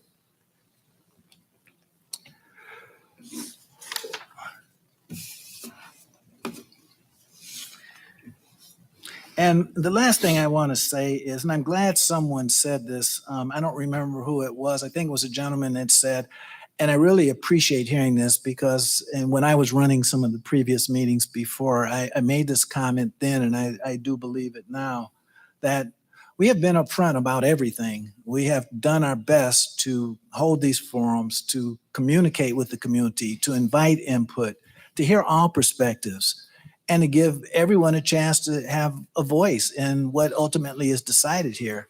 I do feel that in the end, we were elected to make those decisions, and I'm going to try my best to live up to the best of that ability or my ability to do just that and use my best judgment in what I think is best for these dollars for our school district.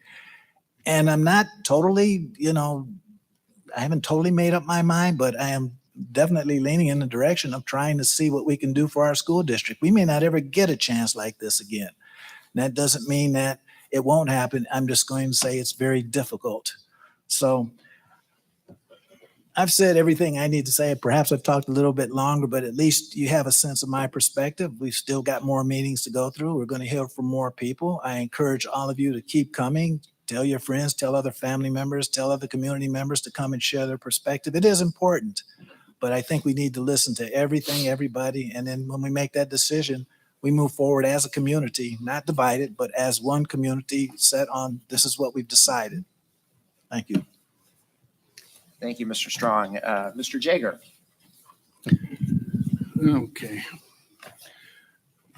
First of all, again, like everyone else said, thank you for all of you coming tonight and being a very respectful audience. We've had in the last 2-3 years some meetings where people weren't, and you have been, and I thank you for that. I would love to give this 19 million back to the people. I think that would be just wonderful. That would make me feel good. Others who are saying that will make them feel good. It's great. Except we've got some needs, people, that we cannot ignore. Jack Van Vleck and I are both administrators for the district. And him and I, you can blame for part of this, because we would go to meetings at the end of the school year with the maintenance guy and everybody else, and we'd argue about where's the money going to go for next year. And invariably, it went to education. Before bus drivers, they might lose a bus. I mean, they wanted to buy 3 buses. They ended up buying 2. Tim Critchlow did an amazing job for this district in charge of maintenance for all those years that he was here. He very seldom ever walked out of a meeting not being upset because he lost something. We have smaller class size. We have very good educational system. We're one of the few districts in this area that has 100 more kids than we planned on this year. Most districts in this area have lost kids. We've gained. We put our money into the education program, and sadly, it's showing because we have some things that need to get done. So even though it feels great to say, let's just give the money back, we need to address these issues. We really do need to spend the money on these items. And let me tell you, we give $1 million. We have $1 million every year. We take out of our general budget and put into maintenance every year. That's not enough. We need to go further. I talked to a person a few weeks ago about our levy. You mentioned taxes, that where taxes in West Valley are lower than probably anyone else around here. We go for $1.50 a thousand on our maintenance and operation levies. That's the you can go $2.50 a thousand. We go $1.50 a thousand. We choose to go $1.50 a thousand. Maybe we need to start talking about going $2 a thousand so that we don't have this problem. We need to do something. Class size is a very important thing, and I hope we don't get around to saying, oh, let's put 25 in every classroom so that we can fix the darn roofs. I hope we don't get to that point here. But so for me, it's not feeling good. I'd love to feel good, but I'm talking reality. We need to fix some things. And this list is not the whole list, but this is the top ones on the list of things that have to be done. And are going to have to be done sometime. It makes no sense to me. Do you give $19 million back to you people and me, and then in 2 years ask for it back? In 2 years, ask for 9 or 10, 12 million back to do the same darn stuff. And I think, and I've talked to a few people, that a lot of people in our community think it doesn't make sense to give it back now and in the 2 years, ask for it again. And if we can't get it, give it back now and in 2 years, ask for it again at 8% or 10% inflation.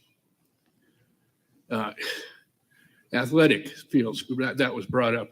Scott Wilson's not here tonight, but Scott Wilson has been in this district forever. I had all 3 of his kids at the middle school.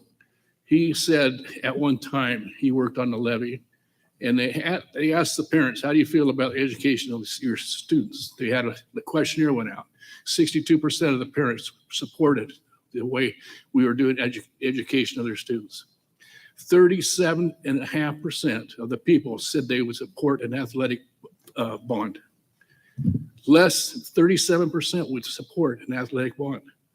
We cannot go back out and ask to fix that football field and track and bleachers and press box and expect to pass a levy to do it. It just won't happen. I had a person talk to me about our high school levy.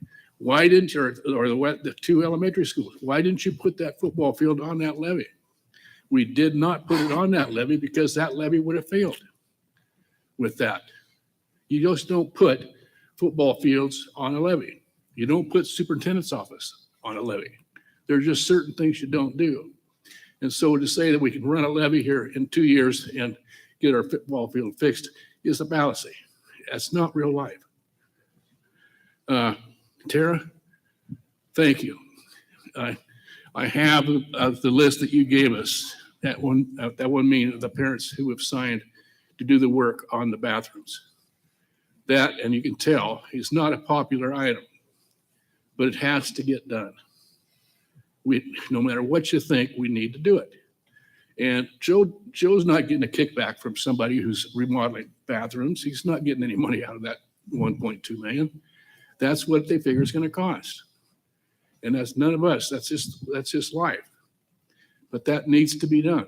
We don't have a choice. And thank you for, and I hope you come to the rest of the meetings too, because you'd make a real difference.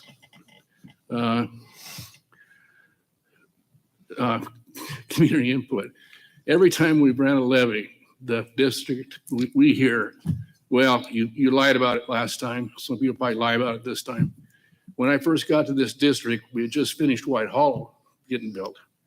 And they used some money from White Hollow to fix the high school, part of the high school. They could have added another section onto White Hollow, but they used that money at the high school instead. When White Hollow opened, it was full. And the people that worked at White Hollow were very upset because that other money should have gone to them and it went to the high school instead. I've been hearing that story for 30 years. Nobody forgets stuff like that. After we did the high school, complaints about we spent all that money on athletic fields. We had to because we moved them. We did a lot of stuff. And yeah, we're not going to make you happy. I know that. No matter what we do here tonight in these other meetings, probably half of you are going to hate me and half of you are going to like me. And that's just part of being a board member. And I really don't, I care, but it's not going to bother me as far as not making a decision. Farm Bureau might have some business as far as people running. 3 of us are up for election this fall. All right, inflation. Thank you. Inflation, low taxes. Real quick. Athletics. One thing that was brought up at another meeting, and the lady caught me afterwards and said, why don't you do a compromise? This is a compromise. We're not trying to spend $19.2 million. We've got, now it's up to 13.5.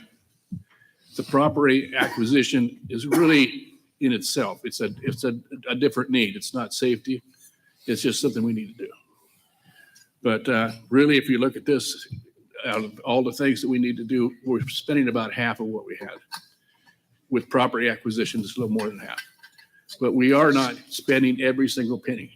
We are going, at least our idea is to give some of the money back or defease some of the money and spend the rest of the money. What else?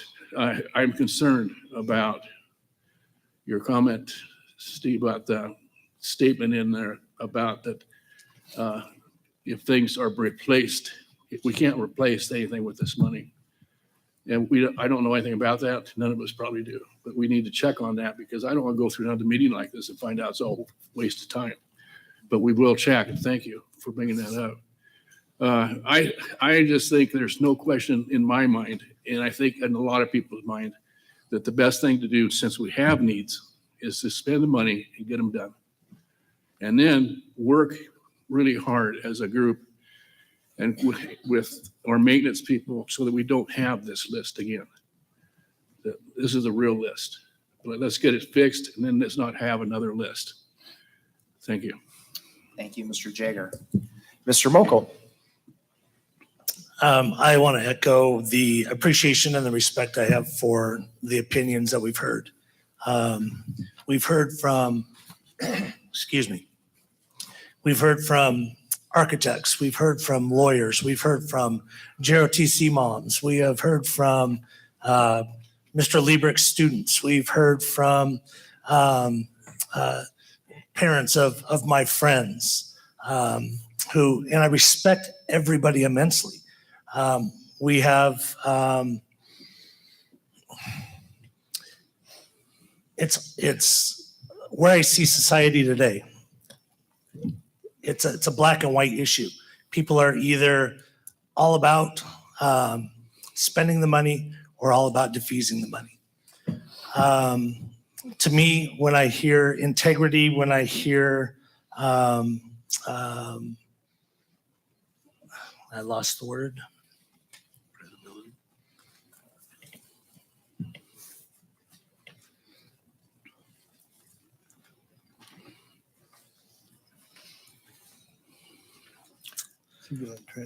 I'm just going to go with integrity.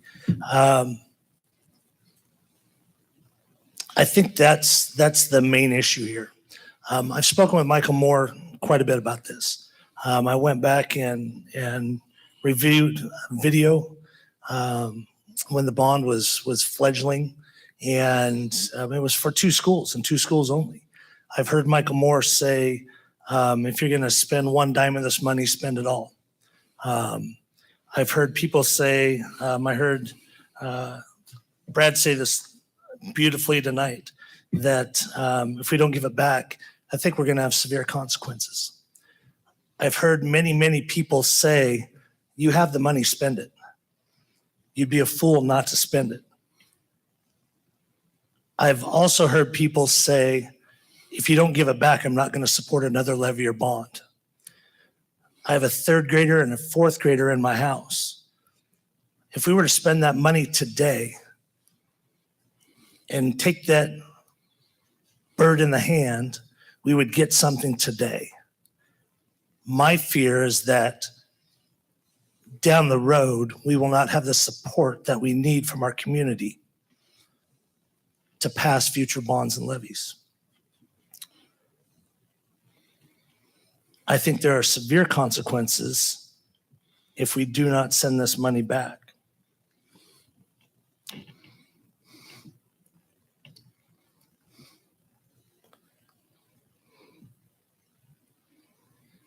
Mr. Strong said that we may never have this chance again, having this money in our hands. And that's my fear, is that if we do spend it, we won't have this chance again. I've heard a lot of people say that they will not support any future endeavors. Mr. Jager just said 37% of people wouldn't pass a bond on athletic fields. I'm a coach. I've coached for 35 years of my life. I'm all about athletics, and I'm all about upgrading athletic fields and having state-of-the-art facilities. I run the all-state football game. I try to put on an amazing event for our kids that go away with lifelong memories, just for the 5 days that they spend with us. To spend this money on athletic fields, I think, is an underhanded way to go about that. If the community feels value in the athletic fields, then I believe it should go to a capital levy vote. There has been talk about having an advisory vote. I think we've moved past that. Mr. Conley outlined the steps that we're currently taking right now. We're at step 2 in the plan of looking at this bond oversight. So in my mind, I really think it would be a disservice to our kids down the road. We would be able to address some needs. There's needs that aren't going to be addressed. We had a White Hollow supporter today talk about the intercom system. There's going to be there's lists and lists and lists out there of people's wishes and wants and needs, and they aren't making this list. we need to do a better job of doing what we need in our district rather than just coming up with 12 items.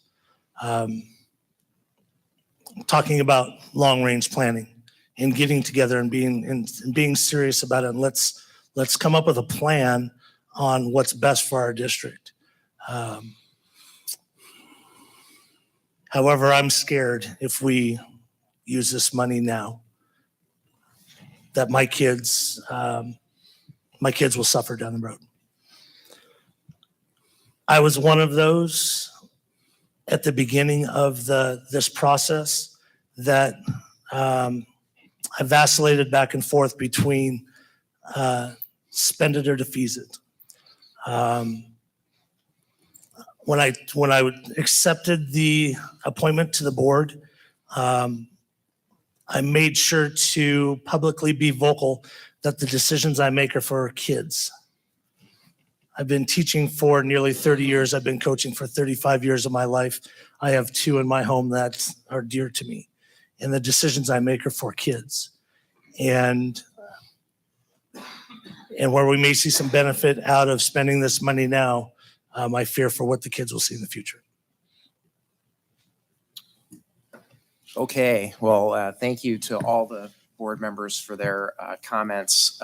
Again, I'd like to thank everybody for coming out, and I'll try to be brief and not to be too repetitive from what the board members said, but I think what Suzanne Voldman resonates with me very well in that when she says that, and these are my words summarizing what she said, but there's good arguments on both sides.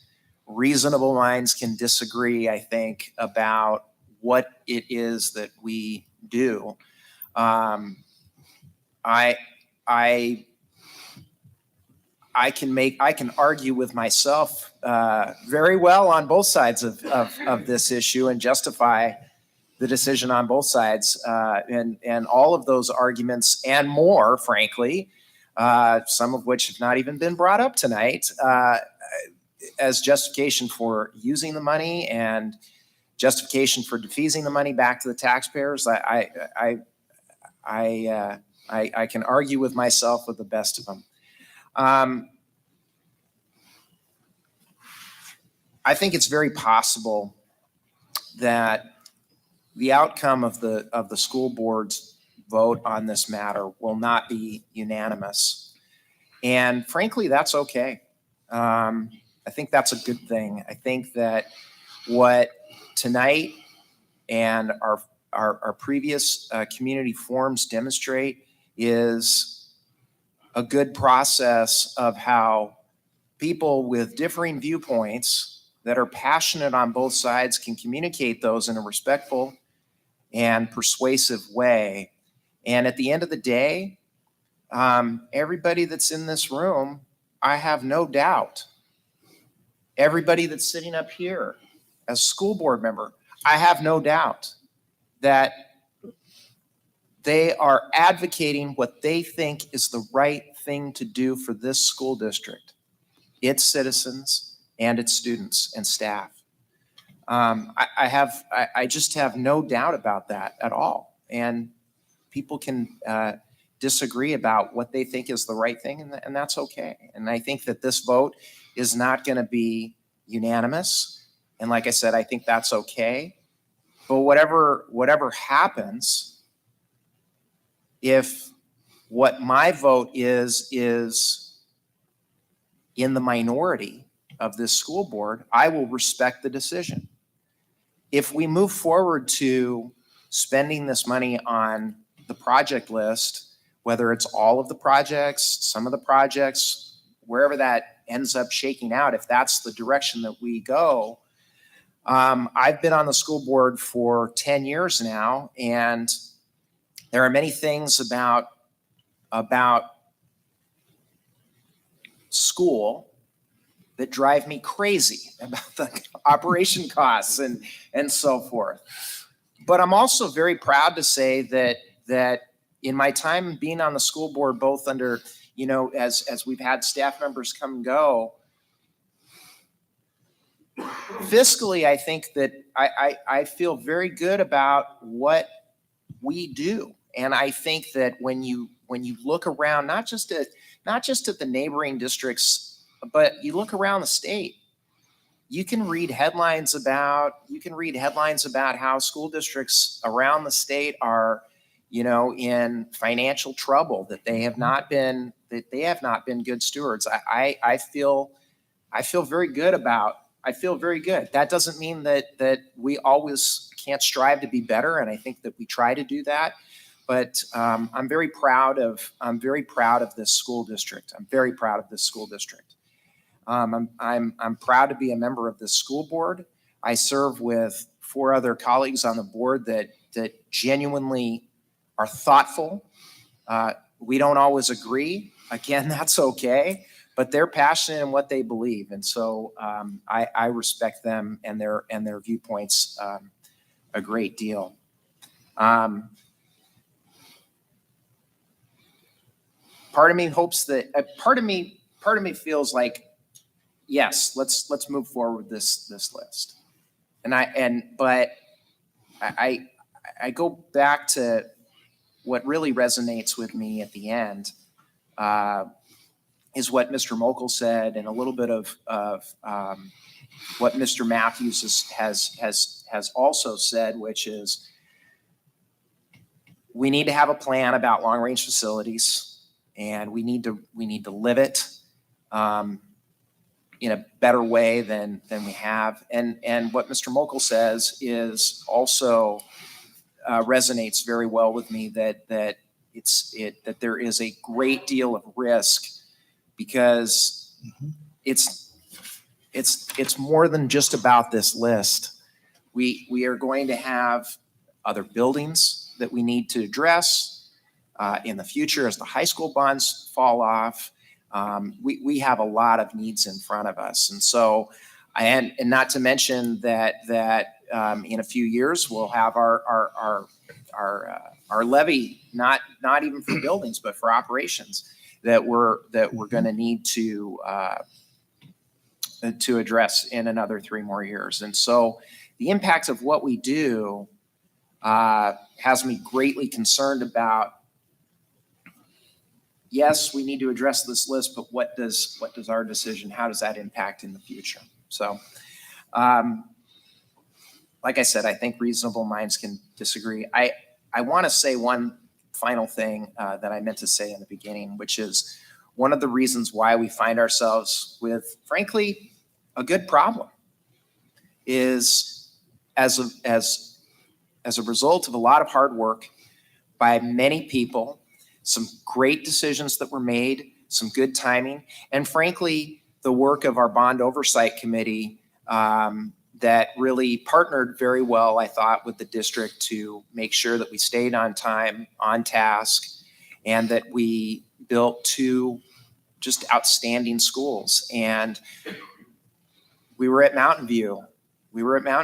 Last week, and all I could think about sitting in Mountain View in our cozy little library there is that, boy, I hope that the decision that we make relative to this doesn't impact those students, those families, that community from having a building like that, a building like Apple Valley and Summit View that we did for them in the future. That's more of a rhetorical question. It's one that's been eating at me, but there's a lot of thanks to say about this. Is a good, in some respects, a very good problem to have, and a lot of. I mean, there's lots of people that I haven't mentioned to say thank you to, but in closing, I'd like to thank all of you for being here tonight. The school board will be having that 3rd meeting to, again, probably debate among one another very, very soon, probably within the next month, where we will be giving direction to the administration to then work with our bond counsel on whatever resolution comes out of that discussion. That won't be the final decision, but we have to give the administration some direction so that they can work with bond counsel on the appropriate resolution that then we have, and then have another public hearing and so forth as outlined. So with that, it's 9:00. Thank you very much for coming tonight, and we'll see y'all soon. We'll be around for a few minutes after.